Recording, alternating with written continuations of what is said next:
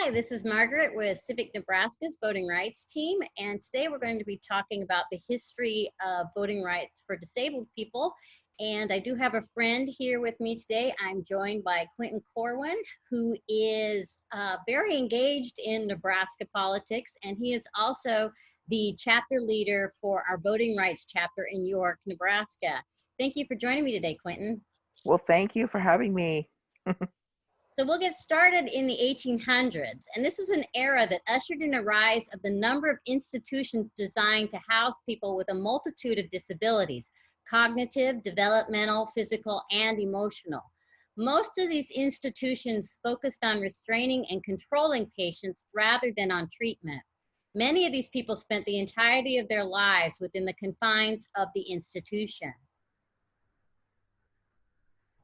Then in the 1950s and 1960s, the discovery of chlorpromazine and other antipsychotic drugs played an important role in permitting deinstitutionalisation. But it was the rise in social movements that led to sweeping changes in the lives of disabled people. Several advocacy groups organized to convert services for people with disabilities from institutional governmental systems to community-based services. In 1973, on September 26, President Nixon signed the Rehabilitation Act. It prohibits discrimination on the basis of disability in programs conducted by federal agencies or those receiving federal financial assistance. Discrimination is also prohibited in federal employment and in the employment practices of federal contractors. Then in 1977, the failure of the federal government to enforce Section 504 of the Rehabilitation Act initiates a series of protests by disability rights activists for enforcement of their civil rights protections.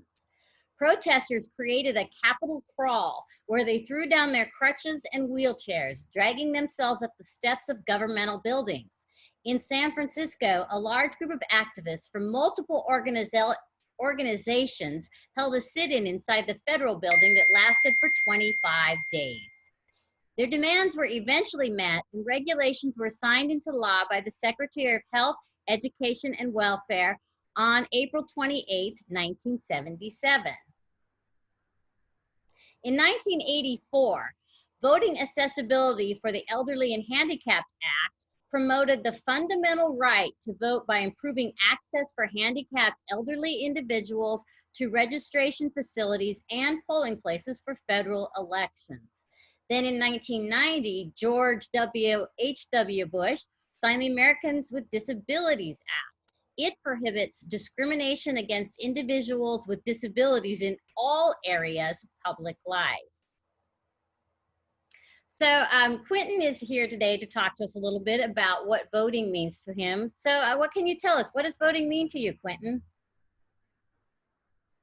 So what voting means to me is that I represent hundreds of millions of disabled people here in the United States. And even though we had these two acts passed back in the late 20th century in the 90s, there is still work that needs to be done. Like, I know for myself that I'm able enough to go to like my own polling place to go vote, but I know that that most people with disabilities are so severe that they can't even get out of the house to go out and vote. And sometimes I think that they need help, and especially during this pandemic, like during May, we had the Secretary of State come out and say and vote by mail for all Nebraska counties, which was an amazing thing. That was a good thing for people with disabilities. They don't have to like go out. This helped them.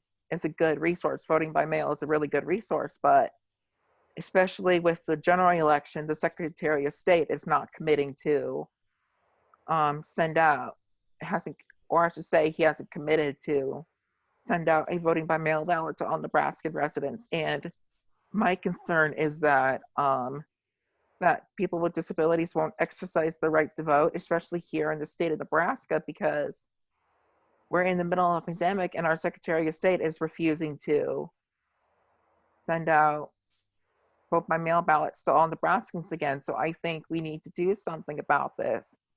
And another concern that I have is people with disabilities that need help, like filling out an application for a vote by mail application, for example. And what people have been talking about, especially in Douglas County, where this has been a big issue, there were people that got their ballots denied because of a signature issue. Like, what if there's people with disabilities that signed that are having a hard time signing their own name onto a ballot and then it didn't match what they had in their system? That's what I feel like, and I can speak for the disabled people, that's kind of a little bit discriminatory. So I think something needs to change, and I think the change needs to happen now. So voting to me, especially with people with disabilities, is extremely important.